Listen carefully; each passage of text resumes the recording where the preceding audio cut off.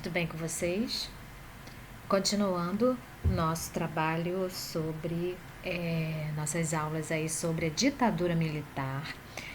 Falamos aí dos primeiros dois presidentes da ditadura militar, onde haverá aí os atos institucionais e também a propaganda do Brasil que vai para frente, uma exaltação à nação, né?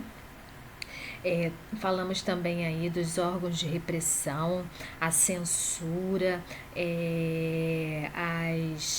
os momentos onde os manifestantes são perseguidos, presos, a partir do ato institucional número 5, que deu aí o início num período mais repressivo e violento do regime, né, que vai dar plenos poderes aí ao presidente da República.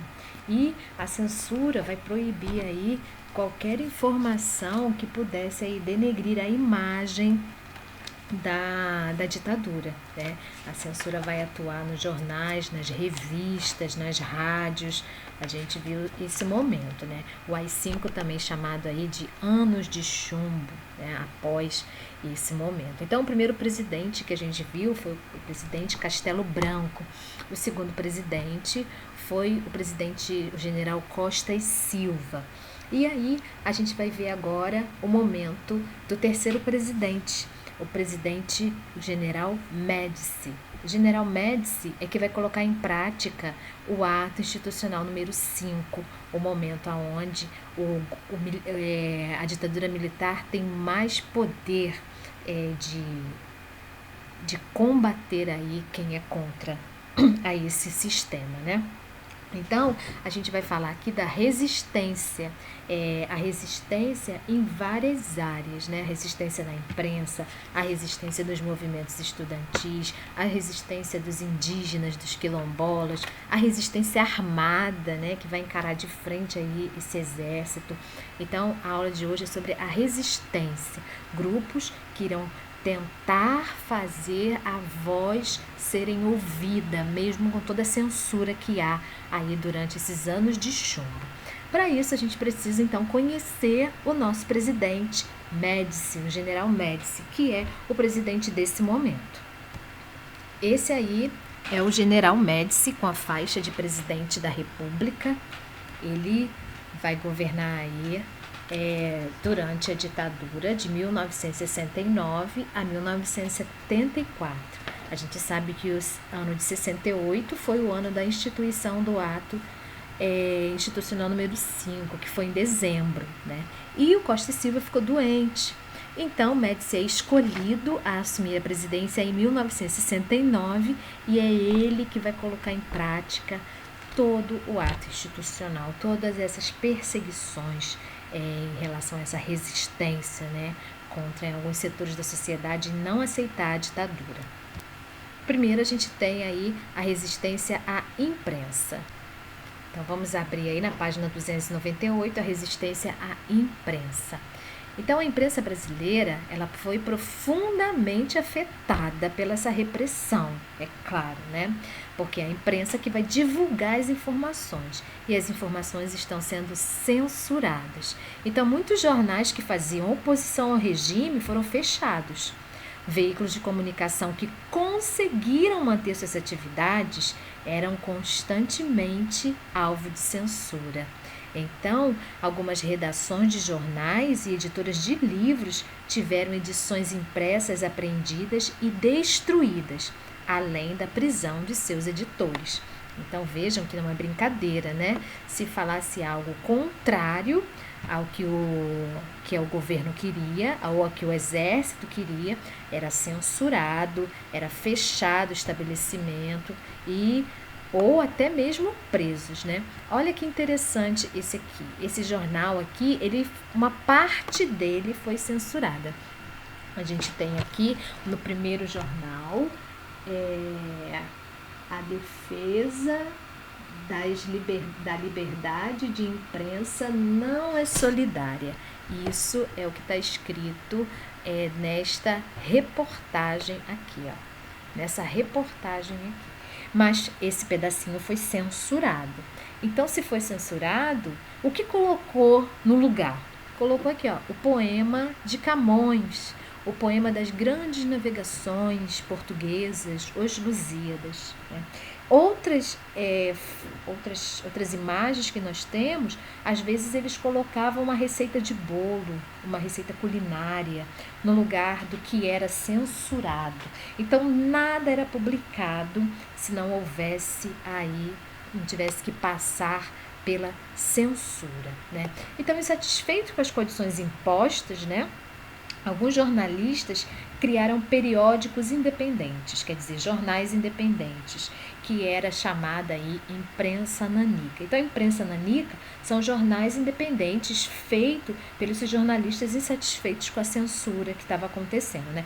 E o que havia nesses periódicos? Eles falavam aí notícias criticando até o regime militar, mas com certo humor e ironia, para poder aí driblar, né, essa censura. O mais famoso era o Pasquim. Ele teve aí uma grande aceitação do público leitor, né? E esse foi aí o periódico mais famoso que tivemos aí. Agora, a resistência estudantil, né? A União Nacional dos Estudantes era uma das principais representantes do movimento estudantil, que é a UNE. Então, com a repressão aí vigente, né, do AI-5, o movimento aí perde sua capacidade de mobilização. Mas os estudantes mantiveram aí algumas atividades políticas, promovendo congressos, encontros clandestinos escondidos, sem a divulgação, né, para que as autoridades não ficassem sabendo e não fosse lá, né, acabar, prender, etc., né. Então, os eventos mais marcantes do movimento estão no assassinato de um estudante, Edson Luiz de Lima Souto. Ele foi vítima de policiais. O que estava acontecendo? Durante a passeata, durante as manifestações, ele foi morto na frente, com tiros na frente de todo mundo. Então, e ficou marcado isso, né? A sua morte ocorreu em 68, durante uma ação militar em um restaurante estudantil, onde os estudantes estavam organizando uma manifestação pacífica contra o aumento das refeições, né? Então, ele foi morto e o corpo dele foi levado para a Câmara dos Vereadores aqui. O estudante, ele foi envolvido aí na bandeira do Brasil. Isso virou aí uma manifestação de proporções aí inimagináveis por causa desse fato, né, que ele foi morto aí na frente de todos por tiros do policiais. E depois da missa de 7º dia de Edson Luiz, na Candelária, no Rio de Janeiro, uma multidão começa aí a se confrontar com a polícia que está a cavalo aqui, né? Então, aí são manifestações contra o governo, né? Então, em repúdio ao assassinato de Edson Luiz, né, estudantes organizaram marchas contra a opressão e a violência praticada pelo governo. A maior destas manifestações ocorreram em junho de 68, que é a passeata dos 100 mil. Teve a participação não só de estudantes, mas também de escritores, artistas, professores, intelectuais e operários. É essa que está aqui embaixo e é também a que está na capa de entrada do nosso capítulo. A gente tem na capa de entrada do nosso capítulo essa manifestação, né?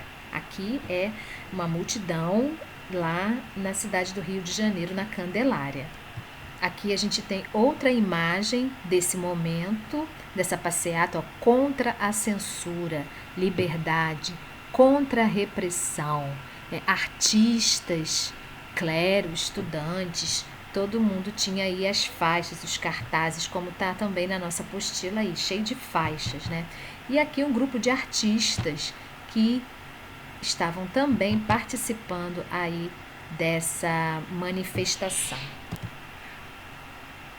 E na nossa próxima página, na página 300, a gente tem aí as resistências indígenas e quilombolas, né? Então, com esse pretexto de estimular o desenvolvimento econômico do interior, o que o governo militar vai fazer? Vai promover uma série de obras, né? Construções de rodovias, de usinas hidrelétricas, autoriza empresas de mineração a explorar diferentes territórios, e aí os grandes proprietários rurais começam ao desmatamento para promover aí a pecuária.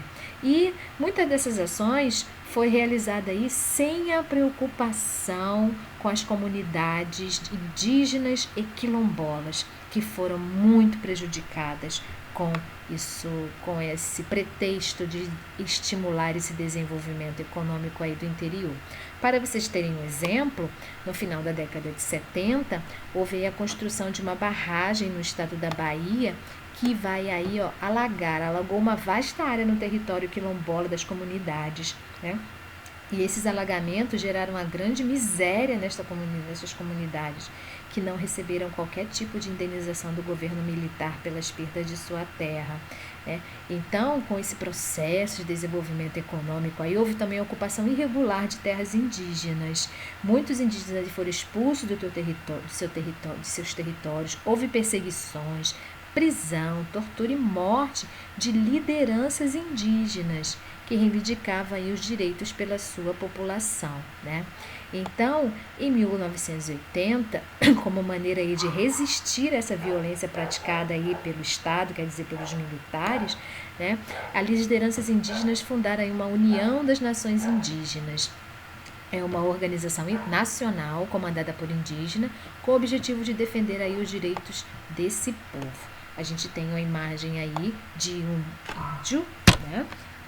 A gente tem o cacique Juruna, né? Ele era de uma etnia Xavante, ele era aí uma das principais lideranças indígenas. Ele está discursando aí para uma multidão aí durante a ditadura militar, né? Liderança para defender esse direito à terra dos indígenas, dos quilombolas. E aí uma informação que eu coloquei ao lado aí, ó. Ele foi deputado federal de 1983 a 1987. Então ele foi eleito deputado federal ainda na ditadura militar. A ditadura militar ia até 85. E depois foi reeleito aí, né? Ele era aí uma liderança indígena no Congresso Nacional, né? Hoje em dia eu acho que não existe aí nenhum deputado indígena, né? E ele foi o único, se eu não me engano, né? Nessa liderança pelos direitos aí dos índios na sua terra, de conseguir sua terra e tudo mais. E a resistência armada. Então a gente já sabe que entre 69 e 74 o Brasil teve como presidente o general aí Emílio Garrastazu Médici. Esse é o nome completo dele, né? Vimos a imagem dele, né? Então esse período foi conhecido como Anos de Chumbo, por ser o mais violento e repressivo durante a ditadura militar.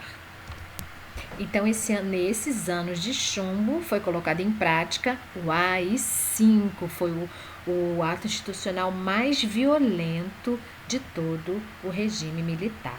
Então, o general-presidente poderia, sem dar satisfação a ninguém, fechar o Congresso Nacional, cassar mandatos de parlamentares, demitir juízes, suspender garantias do Poder Judiciário, legislar por decretos, decretar estado de sítio, enfim, tem poderes tão vastos como os dos tiranos. O governo passa a ter direito a suspender habeas corpus. Habeas corpus é o documento onde o preso pode responder o processo em liberdade. Então, se for preso, nesse momento não tem mais habeas corpus, tem que ficar preso. Tem gente que chega a falar de golpe dentro do golpe, porque foi tão violento, foi tão reprimido, né? Costa e Silva acabou não tendo tempo de saborear os resultados do AI-5. Ele teve um derrame cerebral que o tirou do poder. Então, a gente já viu aí que no ano de 69, um novo presidente, o Médici, ele que vai aí colocar em prática o ato institucional número 5. E por que foi chamado Anos de Chumbo? Porque o AI-5 foi o ato mais repressor de todos, limitando muitas liberdades civis e políticas. O objetivo era conter as manifestações contra a ditadura militar. Aumentaram então as prisões, torturas, desaparecimentos, assassinato e exílio de opositores ao governo. Eu repito isso porque é muito importante, porque foi a partir daí que começou a fechar o sistema, né? A repressão maior do que antes.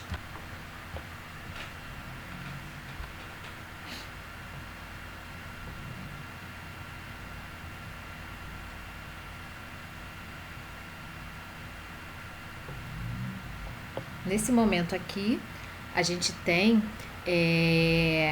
o aumento do controle do Estado sobre a sociedade, as possibilidades de se opor ao regime foram reduzidas. Então, dessa maneira, a ideia de resistir à ditadura por meio da luta armada ganhou muita força nesse período aí. E o que aconteceu? Essa luta armada ela pode ser no campo e pode ser na cidade, né? A luta armada a gente também chama de guerrilha urbana e guerrilha rural, né?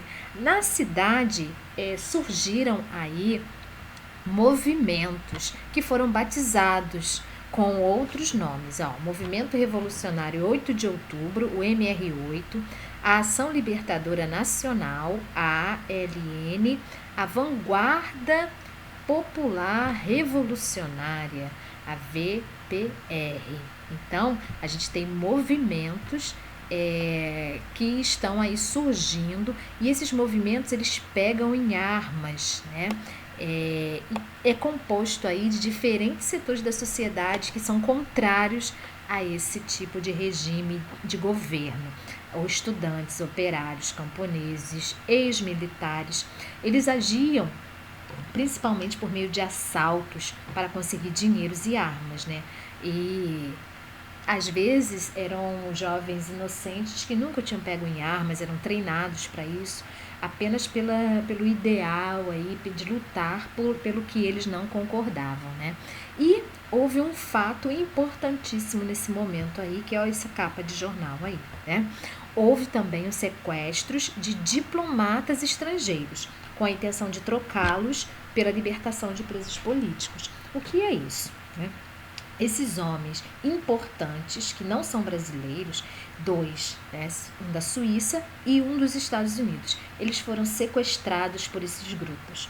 E aí, em troca, eles queriam que libertasse presos políticos. Para poder libertar a pessoa, tinha também que libertar esses presos políticos. Isso foi um jeito também de driblar a censura e mostrar para a população o que estava acontecendo, né? Que havia sim presos políticos, havia torturas, havia mortes. O que está escrito aqui nessa legenda aqui, ó? Um dos casos que se tornou bastante conhecido durante a ditadura foi o sequestro do embaixador estadunidense do Brasil por um grupo de militantes armados no Rio de Janeiro. O grupo exigiu a soltura de vários presos políticos em troca da libertação do diplomata. Aqui a gente tem o jornal que diz isso aí, né? 1000 homens caçam raptores de Elbrook. Aqui tem. E vou mostrar para vocês o grupo de pessoas que foram libertadas em troca do sequestro deste homem. Então, aqui nós temos 13 pessoas que tiraram essa foto antes do embarque. Qual era a negociação? Soltar esses nomes que eles deram, né? Soltar esses presos políticos e embarcá-los para Cuba, né?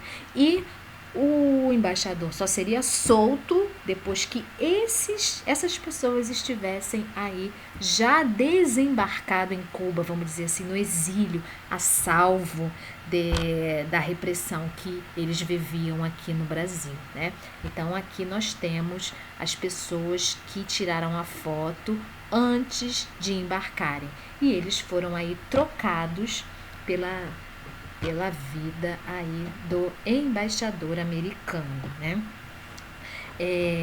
Então, para combater essas guerrilhas aí, né, foi aí mobilizado grandes tropas do exército. Para vocês terem uma ideia, a guerrilha rural, que é a guerrilha do Araguaia, por exemplo, né, tiveram aí, o exército construiu uma base militar na região. Lá havia 70 guerrilheiros. O governo mobilizou aproximadamente 10.000 soldados, né? Executando aí a maior parte dos membros da guerrilha.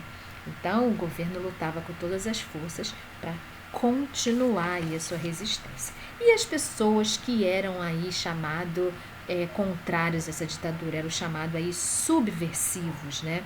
Esses homens, eles tinham aí as suas imagens colocadas em cartazes como terroristas procurados, né? E havia aí, ajude a proteger a sua vida e a de seus familiares, avisando a polícia caso visse alguém que se parecesse ou que fosse essas pessoas que participavam desses grupos que eram contrários aí à ditadura militar. Esses cartazes eram colocados nos lugares onde se passava muita gente, nas ruas, nos estabelecimentos, dentro de ônibus. Tudo isso aí era colocado para poder divulgar a imagem dessas pessoas que estavam sendo aí caçadas pelos militares, né? E aqui a gente tem aí novamente essa história, né, dessa guerrilha. Esse aqui é o embaixador dos Estados Unidos, sequestrado aí pelo MR8 e pela Aliança Nacional, a Ação Libertadora Nacional, né, em troca dos presos políticos. Eu acabei de mostrar essa imagem para vocês. Então, aqui tem prisioneiros libertados em troca do embaixador alemão. Olha, esse aqui foi muito mais, né? Esse aqui é outro embaixador. E se vocês tiverem a curiosidade de ver essa história, a gente tem um filme chamado aí, ó, O Que é Isso, Companheiro? Que é esse filme aqui, brasileiro, que mostra toda essa história desse sequestro, desse grupo armado, esse momento da história da ditadura militar brasileira, né? É muito interessante esse filme, né? Então, voltando à nossa apostila aqui, no final da página 301 aí, nós temos essas manifestações aí públicas de protestos contra os mortos e desaparecidos, aonde aí na guerrilha do Araguaia, né? A guerra do Araguaia, né? Esses homens que morreram com esse cerco aqui do exército na Araguaia em 1979, eles simplesmente desapareceram. Então aqui a gente tem uma manifestação de protesto aí contra esses mortos e desaparecidos, né? Então é isso. Então vimos aí esse momento de resistência, né? Resistência dos estudantes, resistência dos negros, dos indígenas, a resistência armada e a resistência também na imprensa. Então grupos da sociedade estão tentando resistir a esse momento aí de repressão, de perseguição e de falta de direitos, né? Lutando aí por direitos, para que o cidadão tenha direito, não seja aí reprimido nesse momento aí da história do Brasil. Então é isso, pessoal. Por hoje é só, até a próxima aula. Agora vamos para 302 para fazer aí a nossa atividade.